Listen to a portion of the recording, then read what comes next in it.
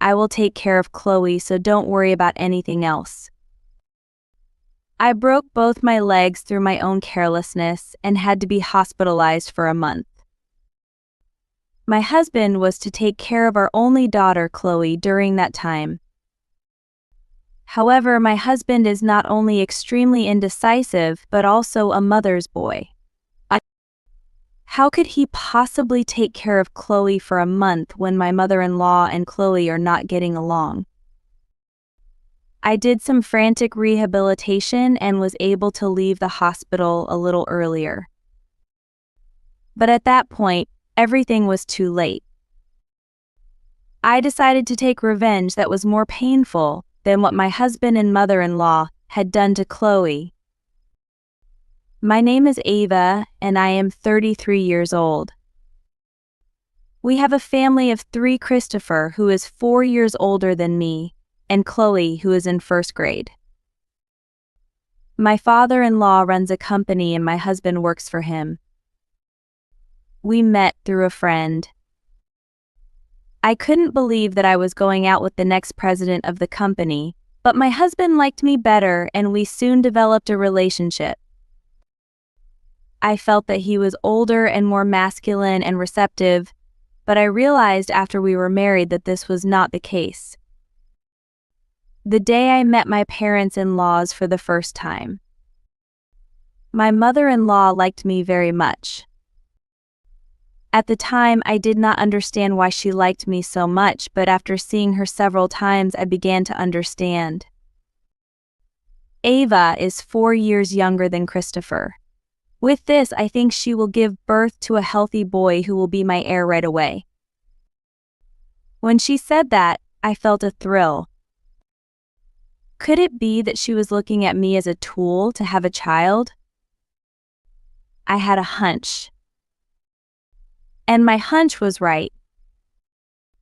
Our new home after marriage was an apartment within a 10-minute walk of my parents-in-law's house.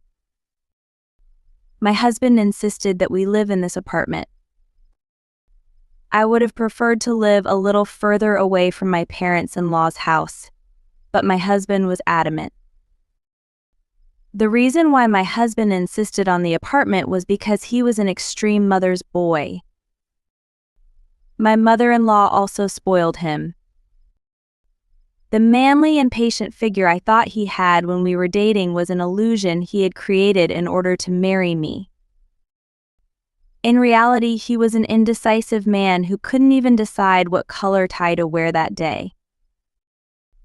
I was really surprised the first day I found out about it. I thought he was mumbling to himself in front of his closet in the morning, but it turned out he was on a video call with his mother. "Mom, I have a meeting with an important business partner today. Which color tie do you think is best?" What he was showing was a reddish tie and a light blue tie. Who cares which is better? I was dumbfounded and watched the situation some more. "Christopher, you look better in blue, so you should go for the light blue tie. You'll look more manly that way." "I don't know. Ha ha ha ha. If Mom says so, then so be it. I'll wear the light blue tie today, thanks." With that, the video call seemed to hang up. Gross. I let out a small voice. No, it would be weird if I didn't have a voice. It was such a shocking moment. After that, my husband continued to video call my mother-in-law every morning. By the time a month had passed, I no longer felt anything, but that did not change my perception that this was abnormal. This relationship between my husband and mother-in-law would change once we had a child together. That is what I thought. However, I was naive. When I decided to go back to my hometown to have a baby, my husband began to stay at my parents-in-law's house and spent his days having a sweet time with my mother-in-law. My parents' house was about a 2-hour drive away, so he used that as an excuse. "I'm busy this week. I was going to come over there on my day off. but my mom told me to take the day off, so I'm sorry I can't make it. He never came to check on me at all. To top it all off, I called him when I started having contractions, but he didn't show up until the next day. My husband's excuse was, Mom told me it was a girl anyway, so there was no need to rush. I really wanted to come, but I wanted to hear what my mother had to say. That's what he said. Anyway, what my mother-in-law said came first. My wife's needs came second or third. I realized during the birth of my child that even my own child would not come to see me if my mother-in-law instructed me to. I was sure he would change when we had a child. I had thought so, but my husband was just doing his mother-in-law's bidding without any awareness of his role as a father. I chose the name of our newborn child and named her Chloe. I thought that if I left it to my husband, he would consult with my mother-in-law and name her something appropriate. I strongly felt that I had to protect Chloe. After spending a month at my parents' house after the birth, the day I finally returned home, my husband came to pick me up, but my mother-in-law was sitting next to him. Why my mother-in-law? I immediately knew the reason. Ava, your duty is to give birth to a boy. You may have a hard time taking care of Chloe, but you need to think about your next child right away. No, it is crazy to talk to me, only a month after the birth, about our next child. My husband also said, I'd rather have a boy too, to be honest. Girls, I don't know how to handle them. He laughed and said it as if he was denying Chloe's existence. I had nothing but anxiety about my future life. 7 years later, Chloe was in the first grade of elementary school. We had never had a child. My mother-in-law kept putting pressure on me, to the point of stressing me out. I believe that this pressure was the reason why we could not have children.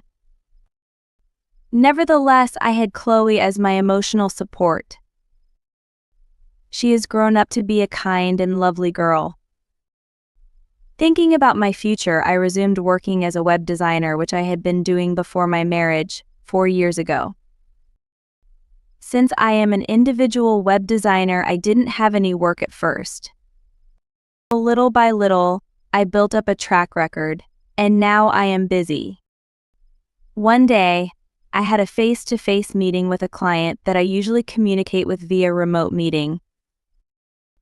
The meeting went unexpectedly long, and it looked like Chloe would not make it home in time. On the way home, I was descending the stairs of a pedestrian bridge in a hurry to get home when I stepped off the stairs at a very high place.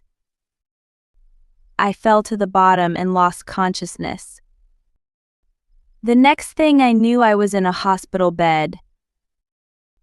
I was surprised to see the strange ceiling, but I quickly remembered that I had fallen and tried to get up. Ava, did you notice? It was my husband who was by my side. You fell down the stairs and someone nearby called an ambulance. I immediately thought to myself, Chloe, where's Chloe? I left her with my mother, so she's fine. My husband answered flatly. I can't believe I left her with that mother-in-law. Just as my mother-in-law dislikes Chloe, Chloe does not like my mother-in-law. What kind of thought process does my husband have to go through to leave Chloe with her so easily? I have to go pick Chloe up as soon as possible. As I said this, my husband confronted me with an unbelievable fact. Ava, take a good look. Both of your legs are broken. It looks like it was broken badly, and you need to have an operation. That's why you need to stay in the hospital for a month. It was a cruel sentence. Who in the world will take care of Chloe while I am in the hospital for a month? I fearfully ask my husband, who is going to take care of Chloe while I am in the hospital for a month? Of course it's me. Who else is there? The only other person I can think of is my mother-in-law. You're going to ask your mother to help, aren't you? Well, that's just the way it is, isn't it? What's wrong with helping your mother out when I'm busy with my work? It's not just a matter of what's wrong. As I said before, my mother-in-law and Chloe are not the best of friends. And yet, I'm glad you're taking care of her, but I think it would be better to have Chloe stay with me at my parents' house. Huh? What are you saying? She's going to elementary school. There's no way I'm leaving her at your parents' house. My husband proceeded with his story in a pissed-off tone. Anyway, I will take care of Chloe. If you're worried about Chloe, why don't you just do your best to shorten your stay in the hospital as much as possible? I will do my best even without being told. Even so, there is no way that the hospital stay will be extremely shortened. I am so worried about Chloe's 1 month. During my month in the hospital, my husband came to visit me occasionally, but I did not see Chloe. I would call her once in a while, Chloe, how are you? I think I will be home soon, so please wait for me. Yes, Mom, please come home soon. She seemed somewhat listless. I worked harder than anyone else when rehabilitation started so that I could leave the hospital as soon as possible. Even so, my discharge from the hospital was shortened to only 3 days. On the day of my discharge, I asked my mother to pick me up from my parents' home, which was unreasonable. I did not want to rely on my husband or mother-in-law. When I arrived home, I found Chloe alone. Chloe, I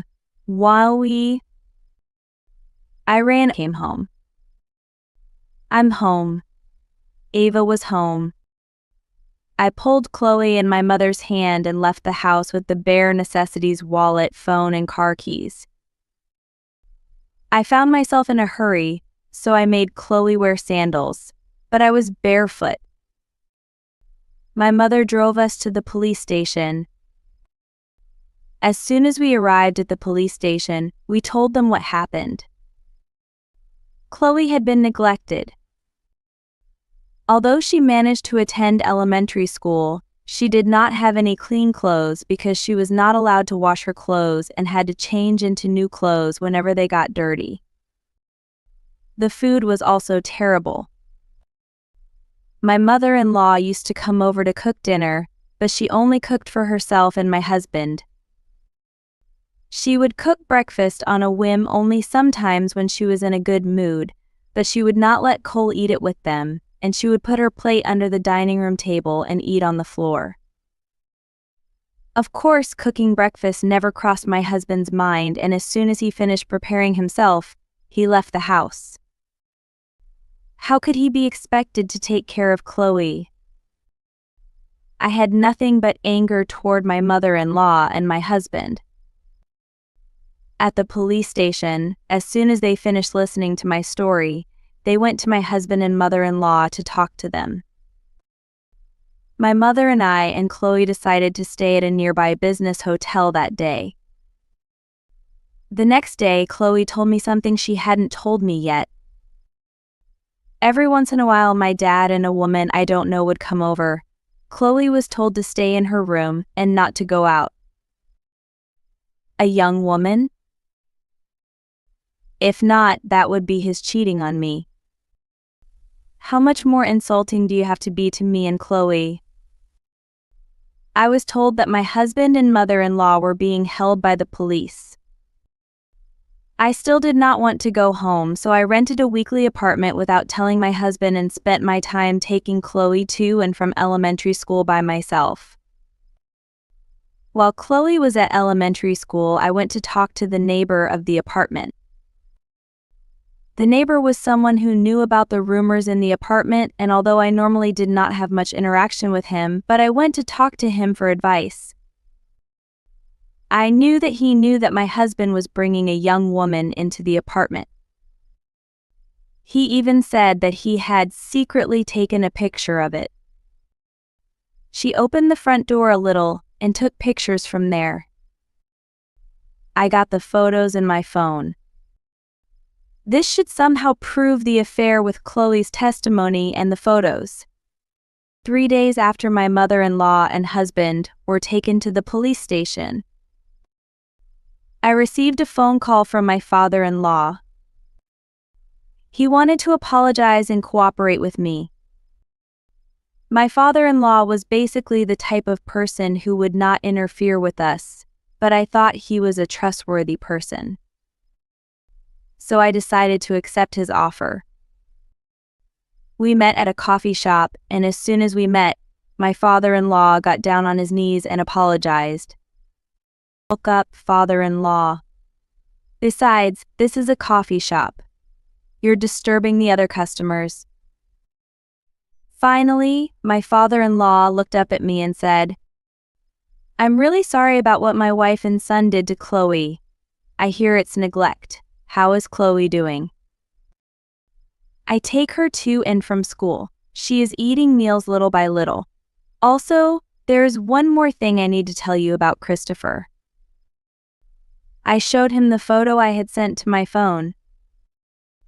Christopher is having an affair with this woman. Chloe testified to this. When my father-in-law saw the picture, he was horrified. This woman and Christopher. Yes, but do you know anything about this woman? This woman is my secretary. What a surprise! It seemed that my husband had found an unfaithful partner in a familiar place.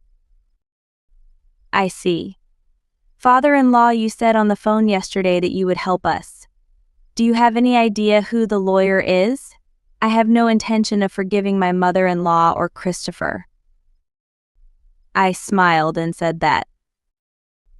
Of course, I'll make sure to refer you to a lawyer who specializes in this field. Is there anything else? What are you going to do with your wife? I'm going to leave my wife. I don't want to spend the rest of my life with a person who abuses her grandchild. And Christopher will be fired from his job. I will also cut off the relationship between father and son. They should be punished to that extent. I see. It seems that the father-in-law is going to hunt those two down. Then so do I. With that in mind, I vowed once again to take revenge on my husbands.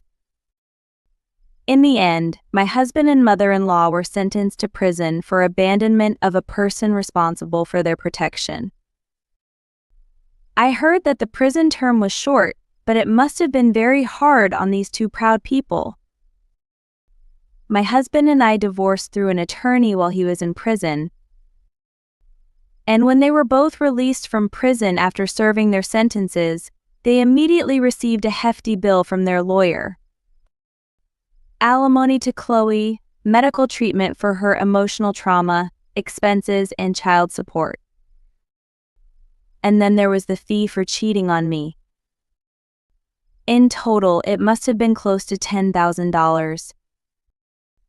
The woman with whom my husband had an affair disappeared before he could pay her alimony, so my husband had to pay her on top of the total.